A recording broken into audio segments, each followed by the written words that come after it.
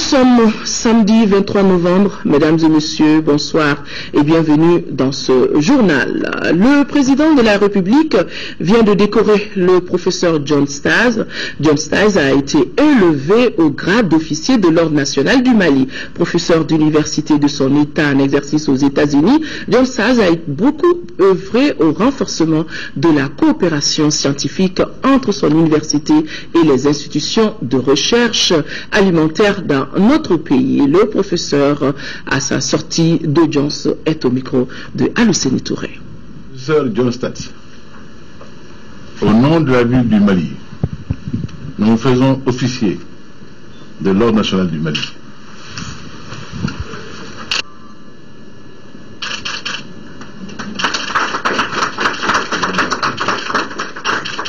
Je suis vraiment ému. J'ai une profonde gratitude, non seulement pour l'honneur qui est très grand, mais pour la collaboration qu'on a pu avoir ici avec tous nos partenaires maliens depuis 28 ans, qui a rendu cet honneur possible. Parce que c'est pas un honneur pour moi, c'est un honneur pour toute une grande famille malio-américaine, multinationale, qu'on a pu réunir autour de nos programmes de collaboration avec le Mali.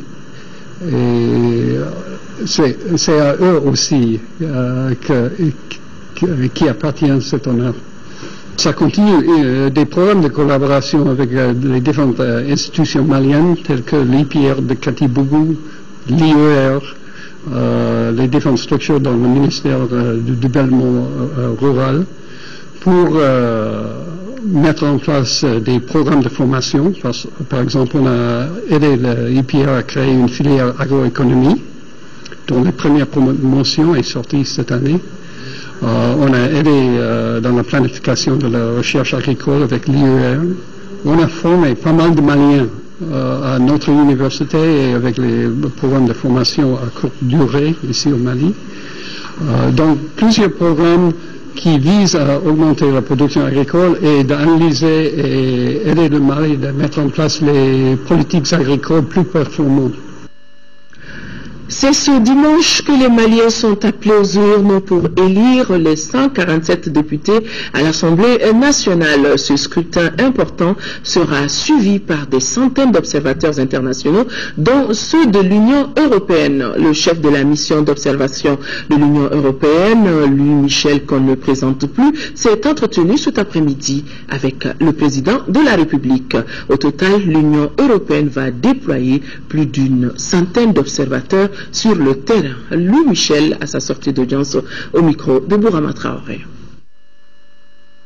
L'objet, c'est évidemment que je suis ici pour présider la mission d'observation électorale pour les législatives, puisque j'ai déjà mené la mission d'observation électorale pour les présidentielles. Il est évident que le président est bien conscient que c'est une élection essentielle pour parachever le retour progressif à l'ordre constitutionnel. Son élection était un élément fondamental au départ, c'était une condition vraiment nécessaire. Aujourd'hui, c'est une deuxième condition nécessaire de réussir les élections législatives. Et puis après, l'Assemblée devra travailler à un projet, à une reconsolidation de tout l'appareil d'État. Et le président est évidemment extrêmement sensible aux enjeux et aux défis qu'il a à relever. Il y a la question de l'unité du pays, de la question des problèmes qu'il y a au nord. Il faut régler toutes ces questions-là. Il est indiscutablement très volontaire sur la question. Je pense qu'il veut vraiment s'engager et vraiment, pour lui, ce qui est important, c'est un Mali uni et fort. Vient de prendre fin à Niamey la conférence sur la contrefaçon et la vente illicite des médicaments organisée par la Fondation Tatali Yali de la Première Dame du Niger. La conférence a abouti à la déclaration de Niamey. La Première Dame, Madame Keita Aminata Meiga, a pris part à cette importante rencontre aux côtés de ses sœurs du Niger, du Burkina Faso et de la Centrafrique. Le point avec nos envoyés spéciaux Ndaï Sissoko et Ibrahima Koulibaly. On ne le dira jamais assez, les médicaments de la rue tuent. Car, loin de leur pouvoir de guérison, ces médicaments contrefaits exposés au soleil et à la poussière sont vendus par des gens qui ne savent ni écrire ni lire et qui ne se basent que sur les images d'emballage pour jouer à l'apprenti pharmacien. Toute chose qui interpelle sur les dangers que cela peut causer sur la santé des populations. À Niamey, en organisant cette conférence de haut niveau sur la contrefaçon et la vente illicite des médicaments, la fondation Tatali Iali, qui signifie prendre soin de la famille, voulait converger toutes les actions pour une lutte efficace contre le fléau. Et même si de nos jours il est difficile d'évaluer un nombre des victimes, il ressort qu'elles sont trop nombreuses dans nos pays. Ajoutons qu'il s'agissait aussi de mettre la femme en première ligne en l'impliquant dans ce combat combien difficile. D'où la présence à cette rencontre des premières dames du Niger, du Mali, du Burkina Faso et de la République centrafricaine. En signant la déclaration de Niamey, chacune s'engage à mobiliser les décideurs en faveur du renforcement des mesures en matière de lutte contre les médicaments contrefaits. Néanmoins, il faut reconnaître que le peu qui est fait en la matière apporte des résultats importants. À titre d'exemple, en juin dernier, l'Organisation mondiale des douanes OMD et l'Institut de recherche anti-contrefaçon de médicaments IRACM ont initié une opération douanière d'une ampleur jamais égalée dans 23 pays africains. Résultat, interception de plus d'1 milliard d'articles et en particulier 550 millions de doses de médicaments illicites, potentiellement dangereux, voire mortels. Les experts recommandent donc une approche régionale pour une synergie d'action, une législation forte en la matière, la modernisation des douanes africaines pour le partage efficace des informations. Des projections de films, des témoignages d'artistes de renommée internationale ont permis à l'Assemblée de mieux cerner le problème. À chacun de nous donc de prendre conscience pour que les faux médicaments quittent définitivement nos rues. Je vous le disais, la dernière ligne droite pour les législatives, la sensibilisation de la jeunesse malienne pour des législatives apaisées. Le sujet était au centre d'un atelier de formation ici à Bamako. La rencontre est une initiative du projet d'appui au processus électoral du Mali et du ministère de l'administration territoriale. Et la rencontre a regroupé plus de 200 jeunes de différentes associations du Conseil national des jeunes. Moussa Fani.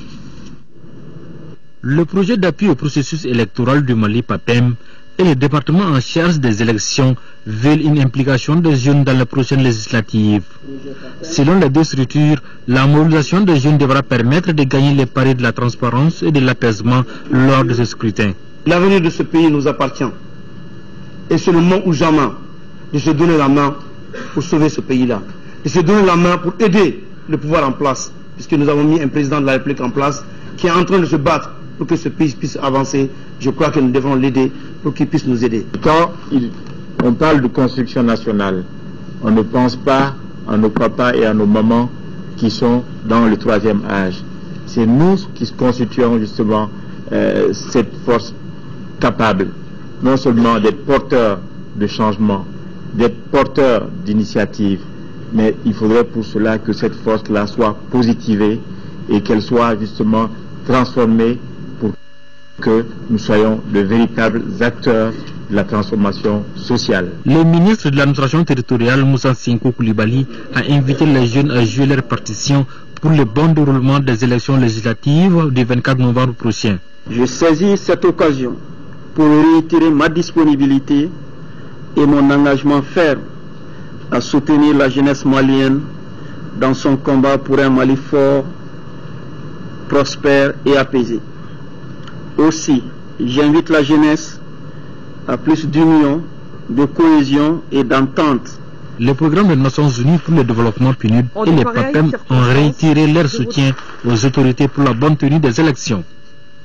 Ces législatives font l'objet d'une minutieuse attention de la part des observateurs nationaux et internationaux. À la veille de cet événement, le réseau ONG d'appui au processus électoral a organisé une conférence de presse. L'APEM attend déployer demain plus de 3000 observateurs et 200 superviseurs dans tout le pays. Suivant Ibrahim Sango, qui est le président du réseau et porte-parole en même temps du poste au micro de Mohamed Ould Mamouni. Nous avons des constats à la veille du premier tour de ces élections. Comme motif de satisfaction, nous pouvons retenir le caractère inclusif des élections législatives à venir, avec des candidatures émanant des partis politiques, d'alliances de partis politiques et d'indépendants. Le climat apaisé dans lequel s'est déroulée la campagne électorale pour le premier tour de l'élection législative. Les opérations de transfert des électeurs réalisées du 15 au 31 octobre 2013 sur l'étendue du territoire national. Comme insuffisance, nous avons noté le passage des messages de sensibilisation à la télévision nationale qui n'a pas tenu compte des heures d'écoute. Une présentation insuffisante des femmes sur les listes des candidatures. En termes de recommandations, aux candidates et aux candidats, le poste recommande de respecter le code de bonne conduite des partis politiques et des candidats aux diverses consultations électorales au Mali. Éviter toute déclaration prématurée quant à leur victoire avant la proclamation officielle des résultats. La plateforme de veille des femmes pour les élections sans violence et équitable dans notre pays, en collaboration avec le ministère de l'administration territoriale, a organisé une journée de sensibilisation pour inciter les femmes à aller voter pour ces législatives. La journée a été également l'occasion pour les organisateurs de rappeler les étapes du vote pour un vote utile, nous dit Khadijatou Kone. Après des insuffisances enregistrées au cours de l'élection présidentielle, la plateforme de veille des femmes pour des élections sans violence et équitable au Mali a organisé une journée de sensibilisation pour une participation massive des femmes aux législatives et également leur expliquer comment faire de son vote un vote utile. Pendant les élections présidentielles, le nombre de bulletins nuls était vraiment trop élevé. Et donc vraiment pour combler ce fossé, nous avons décidé de faire une sensibilisation des femmes sur le vote utile, afin qu'elles comprennent mieux comment voter. Pour éviter encore qu'il y ait beaucoup de bulletins nuls, on va leur demander de sortir encore comme les élections, plus que les élections présidentielles pour aller voter, mais surtout de faire des votes utiles. Les femmes du Mali ont décidé de montrer le rôle crucial qu'elles occupent dans le développement de leur pays grâce au combat que mène la plateforme de veille des femmes.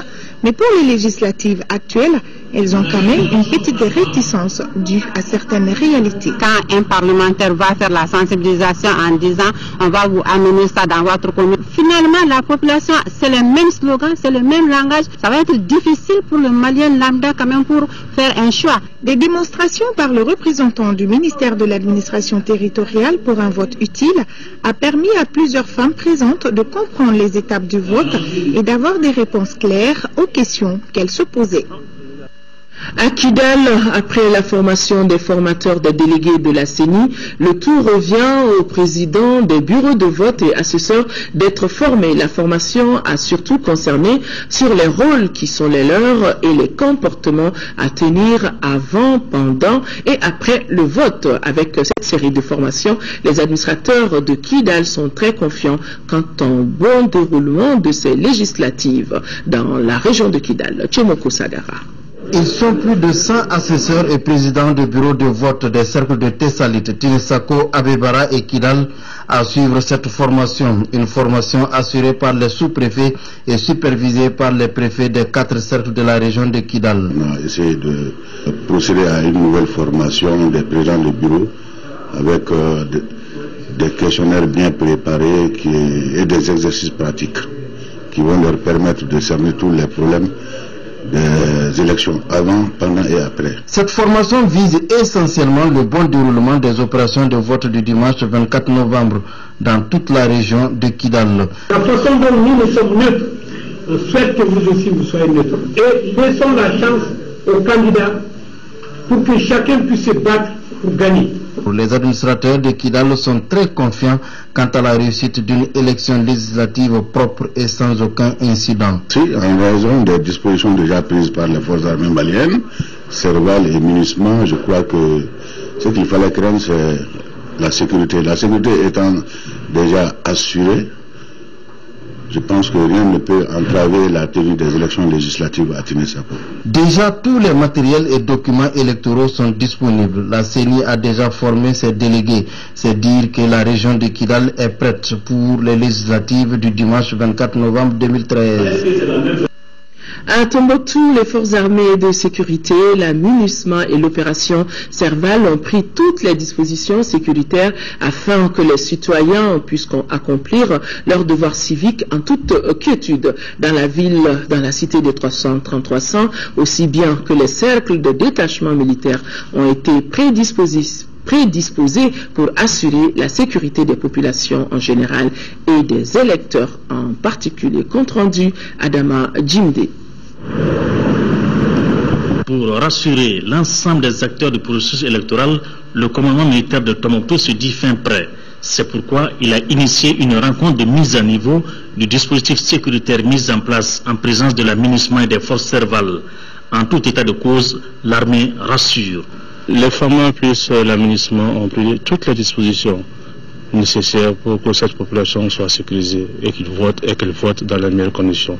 Ici bien à Tombouctou, Dile, Dundam, Djonké, Tonka, Ber et Agoni. C'est avant, pendant les élections et après les élections. Dans la ville de Tombouctou, les checkpoints ou postes de contrôle ont été renforcés et la police et la gendarmerie patrouillent régulièrement. Des sections ont été prédisposées au niveau des secteurs de Ber, Rarous, Gossi, Bambaramaoudé, Agoni et Aglal. Bref, des éléments sont continuellement en reconnaissance dans le Fagibine aussi bien que le Gourma et le désert. L'objectif est de donner confiance aux électeurs, observateurs et agents électoraux.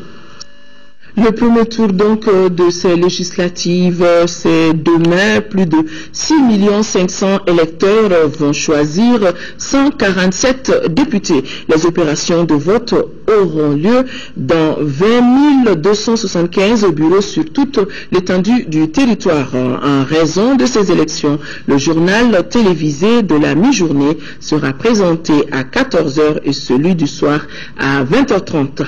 Le RTM, comme à son habitude, ne sera pas en dehors de cet événement. Le RTM vous proposera aussi une soirée électorale pour analyser et commenter le scrutin. Une soirée qui commencera demain à 22h.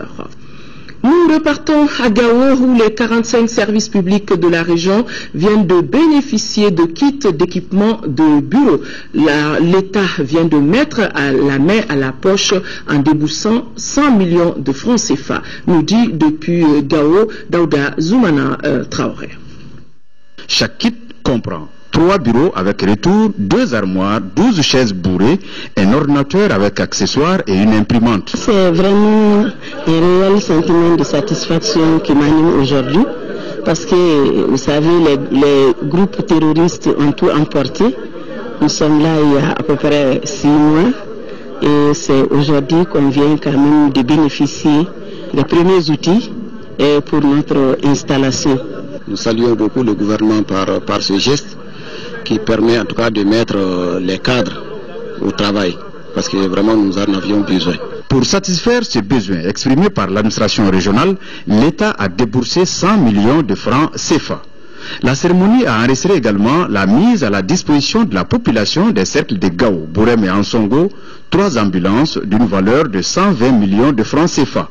Elles ont été financées sur le fonds d'appui budgétaire sectoriel ABS. Ces actions hautement salutaires pour la réinstallation de l'administration et le retour des populations déplacées et réfugiées dans la région constituent pour nous la parfaite illustration de la volonté à la fois des plus hautes autorités et des partenaires d'accompagner la région dans la reconstruction. Tous les 45 services étatiques de Gao sont bénéficiaires de ces kits d'équipement de bureau. L'autre titre phare de ce journal, c'est le démarrage ici à Bamako lundi de la 4e session de la Cour d'assises au titre de 2013. Au total, 80 affaires sont inscrites au rôle. Contrairement à la dernière session, les infractions contre les mœurs prédominent. Le reste des affaires est relatif au vol qualifié, faux en écriture et tentative d'enlèvement de personnes. L'avocat général près la Cour d'appel de Bamako, Idrissa Arizumega, est au micro de Bourama Traoré. Au rôle de cette session, nous avons prévu 80 affaires. En priorité, nous avons pris des dossiers de détenus. Nous avons donc 52 dossiers de détenus et le reste, c'est des affaires où les gens ils sont en liberté. Mais comme on le sait, par principe, on ne comparaît jamais libre devant la cour d'assises. Donc ceux qui sont en liberté seront recherchés parce qu'il y a l'ordonnance de prise de corps qui doit être exécutée à leur encontre. Et l'exécution de l'ordonnance de prise de corps suppose leur arrestation immédiate et la conduite à la maison d'arrêt. À l'occasion des sessions précédentes, la prédominance était laissée aux infractions contre la vie, aux atteintes à la vie de la personne. Ça veut dire les infractions d'assassinat, de meurtre, coup mortel, infanticide. Mais cette fois-ci, peut-être le hasard des règlements a fait que c'est les infractions contre les mœurs qui prédominent. Si les atteintes à la vie de la personne sont au nombre à peu près de 26, les infractions contre les mœurs divisées en viol et pédophilie font au total 31. Donc 16 cas de viol, 15 cas de pédophilie. Le reste des affaires se partagent entre les infractions contre les biens, notamment les vols qualifiés où on a cette affaire, et puis les autres infractions comme le faux en écriture où on a cette affaire, faux monnayage, tentative d'enlèvement de personnes. À l'occasion de toutes les sessions et à l'occasion de celle-ci également, tous les dossiers de détenus en état d'être jugés sont pris en compte. Ça, c'est la priorité. Et d'ailleurs, à la dernière session de septembre à Ségou, il n'y avait que des affaires de détenus. Sinon, on a un nombre important, tout ce que vous voyez de l'autre côté là, c'est des dossiers qui sont en état d'être jugés. On a plus de 400 dossiers en état d'être jugés. À quelques jours du 27e congrès de l'Union internationale du notariat qui se tiendra à Lomé du 27 au 29 novembre prochain, le nouveau président de cette institution a eu une séance de travail avec ses collègues maliens. Les échanges ont porté sur les axes qui vont caractériser son mandat. Garibou Pérou. Le continent africain a pour la première fois le commandement de l'Union internationale du notariat. C'est le Sénégalais Maître Daniel Sédar Senghor qui en est son président. Avant son entrée officielle en fonction à partir du 1er janvier 2014, le tout nouveau président de l'Union internationale du notariat a tenu à rencontrer la Chambre de l'Ordre des notaires du Mali qui a soutenu sa candidature. Une rencontre au cours de laquelle l'homme qui a été de tous les combats pour pousser l'Afrique au sommet dévoile le programme de son mandat dans une grande émotion. Celui preneur d'une inversion de l'incompréhension internationale concernant la valeur économique de l'authenticité par la mise en place d'une démonstration scientifique de ce que peut représenter l'économie sociétale. Aujourd'hui, plus de 40 millions de contrats sont confiés aux notaires de par le monde. Selon Maître Daniel Sédar Senghor, le notariat africain dispose d'une capacité technique bénéfique au reste du monde.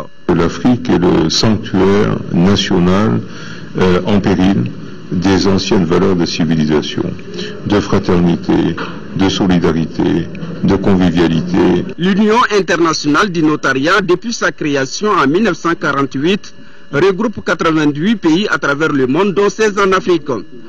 Le Mali, étant membre de cette union, dispose de 39 notaires. Ils agissent pour le compte de l'État, cela signifie qu'ils possèdent de véritables prérogatives de puissance publique. Un Sénégalais à la tête de cette organisation pour un mandat de 3 ans, c'est l'Afrique qui émerge de la vie des notaires maliens. Le Mali célèbre aujourd'hui la journée de l'industrialisation de l'Afrique. Le développement de l'industrie malienne et les opportunités de création d'emplois sont les idées phares de la journée. Une journée qui a eu pour thème la création d'emplois et le développement de l'entrepreneuriat, un moyen pour accélérer l'industrialisation. Adama Kodjo, compte rendu. C'est le siège abritant le Conseil national du patronat du Mali qui a servi de cadre pour la célébration de la journée de l'industrialisation de l'Afrique. Instituée par les Nations Unies en novembre 1989, la journée est une occasion pour les acteurs nationaux intervenant dans le domaine de l'industrie d'échanger sur les questions liées au développement du secteur. un secteur qui compte environ 500 industries au Mali, très peu par rapport au Sénégal qui comptabilise environ 4000 industries et à la Côte d'Ivoire avec 6000. Le bureau de l'OPI a élaboré un livre blanc de l'industrie qui recense l'essentiel des problèmes vécus par ses membres et propose une vingtaine de solutions susceptibles d'être reprises par le gouvernement et transformées en réformes. Ces propositions permettront de conforter le gouvernement dans sa politique de création d'emplois et de richesses en milieu industriel. La création d'emplois et le développement de l'entrepreneuriat, un moyen pour accélérer l'industrialisation. C'est le thème de cette journée qui prend en compte la nouvelle vision du gouvernement en matière de croissance économique. C'est l'industrie, y compris ses services connexes, qui porte la croissance économique, favorise le développement technique, facilite et encourage la productivité et finalement crée de l'emploi. En relation avec la nouvelle vision du changement dans les secteurs de l'industrie et des mines, l'objectif visé par mon département est d'accélérer la croissance économique et assurer les changements nécessaires pour que l'industrie joue pleinement son rôle d'induction et de modernisation de l'ensemble des secteurs de l'économie. La célébration de la journée a été l'occasion pour les industriels de présenter leurs produits. Le ministre en charge du secteur a pu apprécier les stands installés à l'occasion de l'événement. Le cercle de professeurs agrégés des universités de droit s'agrandit dans notre pays. C'est ainsi que Dr Bakary Kamara vient d'être honoré cet après-midi par ses pairs. C'était au cours d'une cérémonie sobre au rectorat de l'Université des sciences juridiques et politiques de Bamako, en présence de Nando Dambélé, notre reporter. Ils étaient tous là, recteurs des universités de Bamako et de Ségou, vice-recteurs, doyens des facultés et directeurs généraux d'instituts et des grandes écoles, entre autres, pour célébrer ce qu'ils appellent la victoire éclatante et historique du Mali. Il s'agit de la consécration de Bakary Kamara au grade de professeur agrégé des universités de droit. C'était il y a quelques jours, lors du concours du Conseil africain et malgache de l'enseignement supérieur CAMES à Brazzaville. Votre brillante consécration confère à l'Université des sciences juridiques et politiques de Bamako, la plus grande structure de formation en droit du Mali, une place de choix dans notre système éducatif. Dédiant cette consécration à tous ses pairs, le docteur Bakary Kamara sollicite le soutien de tous afin de mieux assumer ses responsabilités. Cette victoire-là, ça vous appartient. C'est vous qui m'avez poussé sur ce chemin. Cette consécration va sans nul doute renforcer la position de notre pays au sein de la communauté scientifique internationale. Autre consécration, Aminata Sidibé, sacrée meilleure animatrice radio-télé de la première édition de l'émission Télé-réalité de la case des métiers, parmi 6 candidats. Initiée par Fanadé Entertainment, l'activité vise la promotion de l'emploi des jeunes. Le ministre de l'Emploi et de la Formation professionnelle qui a assisté au spectacle exhorte nos concitoyens à œuvrer dans des initiatives pareilles. Le ministre Mahaman Babi. De plus, car on l'a toujours dit, c'est les vieilles marmites qui font de la bonne sauce, n'est-ce pas? C'est une initiative très heureuse parce que la case des métiers a permis vraiment de sensibiliser le public sur les différents métiers, particulièrement l'animation, qui n'est pas un métier facile et qui est un métier aussi qui intéresse beaucoup de jeunes. Donc c'est une initiative que nous avons saluée, que nous avons appuyée et que nous allons continuer à appuyer si les organisateurs décidaient de continuer. J'ai été impressionné par leurs prestations. J'ai été impressionné par la prestation de ces jeunes animateurs. Ils ont en moyenne une vingtaine d'années. Pour les candidats, nous avons offert des bourses de formation qui vont leur permettre de se perfectionner encore, parce qu'on apprend toujours, même les plus grands professionnels continuent à s'améliorer. Nous avons, par rapport à Fanadé, comme je l'ai dit au public, nous allons continuer à les accompagner parce que pour nous c'est une initiative formidable.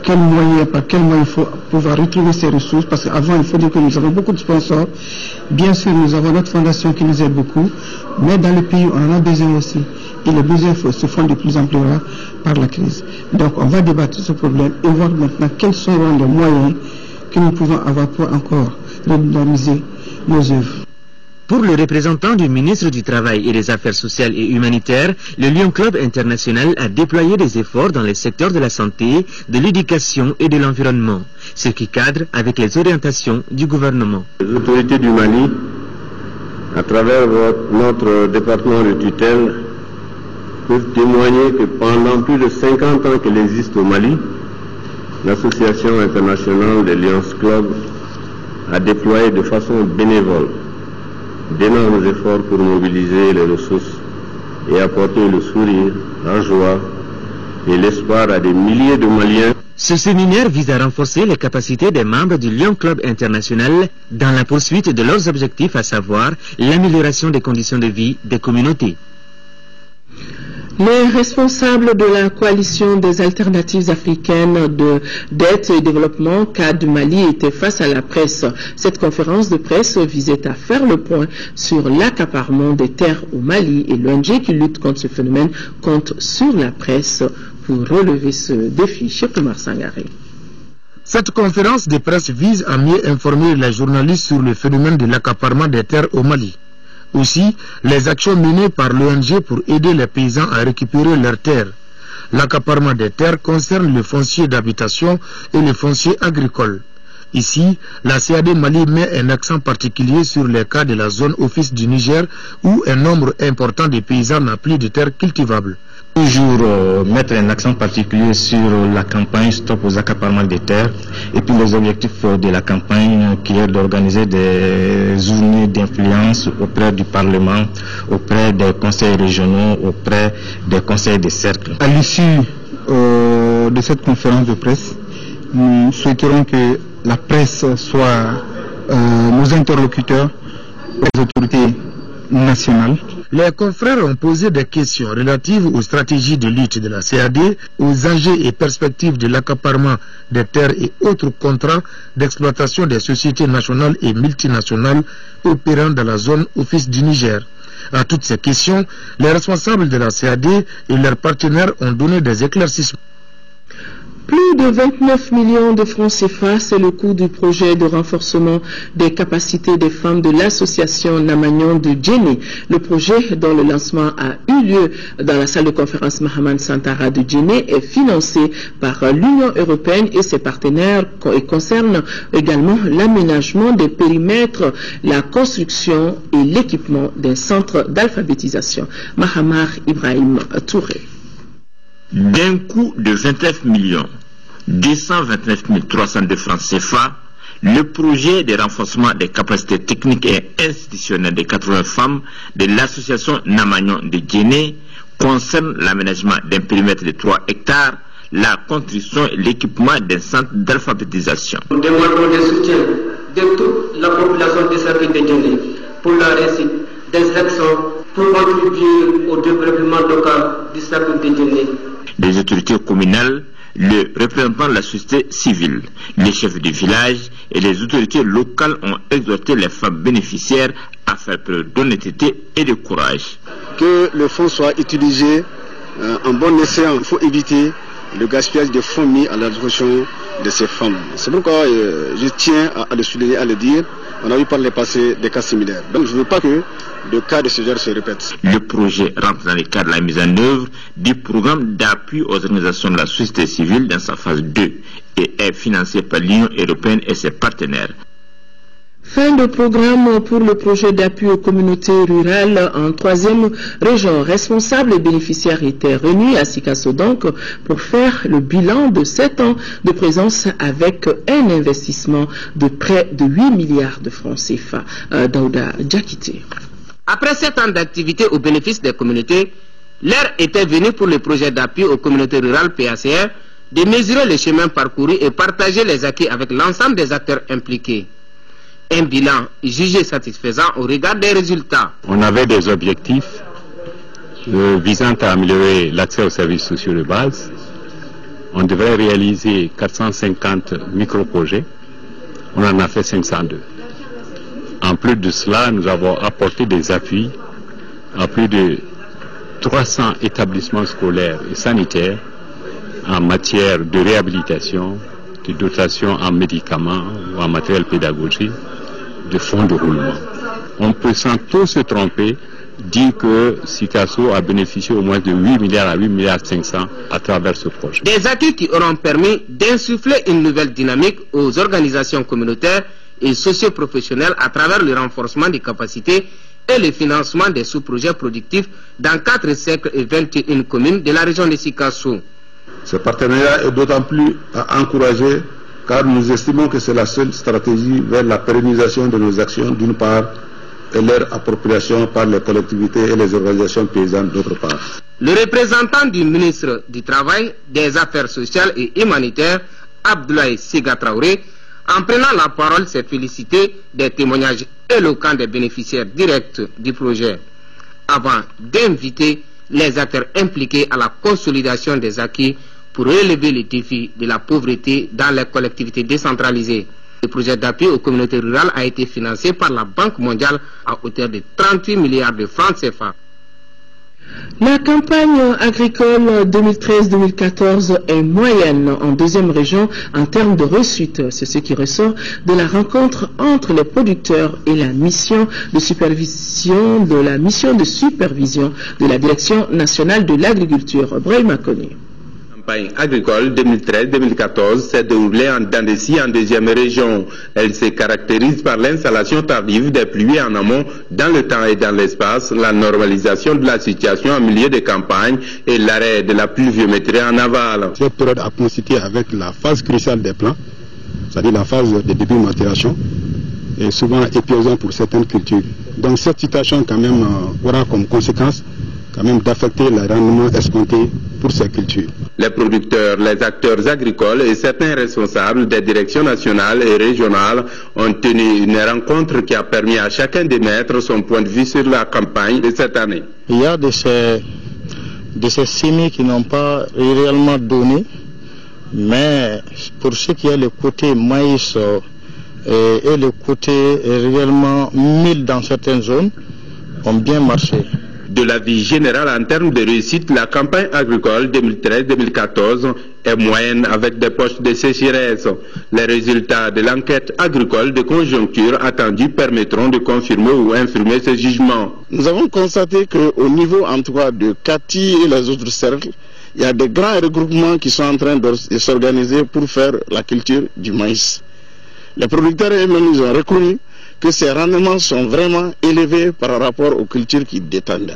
Le coton, les producteurs de coton disent que ce qu'ils vont avoir cette année, ils n'ont pas eu ça l'an passé. Auparavant, la mission avait fait des visites de terrain et des rencontres avec les producteurs dans tous les cercles de la région de Koulikoro. Sport football, coup d'envoi hier de la saison sportive de football 2013-2014. Pour cette première journée du championnat national de Ligue 1, le centre Salif Keita s'est incliné 1-3 devant l'AS Bakarijan de Barawili. Auparavant, le club olympique de Bamako a battu l'AS Nyanan de Koulikoro par le minimum d'un but à 0 malgré la faible affluence au stade Koumba Nyambele. À 15 minutes du coup d'envoi de cette journée inaugurale de la saison 2013-2014, l'ambiance est un peu morose au stade Modibo Keita. Ici, le club olympique de Bamako, habillé en vert, reçoit l'AS Nyanan de Koulikoro.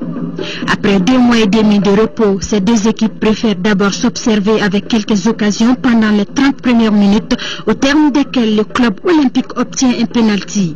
Sandé Henry exécute la sentence pour les Olympiens. 1-0, ce score mène à la pause. À la reprise, les COB multiplient les occasions sans pour autant réussir à trouver le chemin des filets. Au finish, les protégés de l'entraîneur Sekou Sek s'imposent par le minimum d'un but à 0. La première journée n'est jamais facile, et surtout qu'on n'a pas tous nos joueurs sous la main, et encore il y a certains qui n'ont pas eu encore toutes leurs sensations. Donc on va essayer de travailler encore davantage d'ici la deuxième, troisième journée. Et je pense qu'ils ont fait l'essentiel, c'est d'avoir les 3 points. On a fait un bon match. Tous les deux équipes ont bien joué. Le football, c'est ça. On n'a pas fermé le jeu. Bon, on a fait le voyage et puis ça a été un peu fatigant.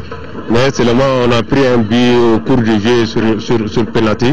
Belle entrée en matière également de l'AS Bakaridjan de Barawili, qui en déplacement au stade Modibo Keïta a dicté sa loi sur le centre Salif Keïta par 3-1. La première période de cette opposition se solde par un nul blanc à cause de la maladresse des acteurs. Nous sommes à la 59e minute. Lassana Diarra ouvre la marque sur penalty en faveur de l'AS Bakaridjan. À 10 contre 11, les centristes redoublent d'ardeur et réussissent l'égalisation à la 70e minute, signée Aboubakar Tunkara. 5 minutes plus tard, Djatigui Diarra redonne l'avantage aux visiteurs. Ensuite, le but du 3-1 à la 81e minute par Lassana Diarra. Du coup, il signe son premier doublé de la soirée. Nous sommes à 5 minutes de la fin. Sedoumbay de l'AS Bakaridjan sort pour anti-jeu. À 10 contre 10, c'est sur le score de 3-1 en faveur de l'AS Bakaridjan de Barawili que le référé central Aruna Koulibaly siffle la fin du match. C'est bon pour nous, c'est bon pour le mental des joueurs, ça rassure nos supporters, ça rassure les joueurs, le travail qu'on est en train de faire. Ça sera une continuité. En 30 journées, 16 équipes vont montrer leur savoir-faire au public sportif malien à travers 240 matchs. Coupe de la Confédération, finale allée de la Coupe de la Confédération, le club sportif sfaxien de Tunisie a battu cet après-midi le tout-puissant Mazembe de la RD Congo par le score de 2-0. Les Tunisiens ont pu s'offrir une marge de sécurité avant le match retour prévu à Lubumbashi en RD Congo le 30 novembre prochain. Voilà, c'est donc tout pour ce journal. Merci de l'avoir suivi. Pour cause de législative. Le journal télévisé de la mi-journée sera présenté par Mohamed Touré. Au lieu de 13h, le journal vous sera présenté à 14h et celui de soir à 20h30. Et suivra également une soirée électorale pour analyser et commenter le scrutin. Une soirée qui commencera à 22h. Tout cela pour dire que l'ORTM sera présent, l'Office Radio-Télévision du Mali, dans tous les événements qui concernent la vie de la nation. Voilà, bon week-end à tous, au revoir.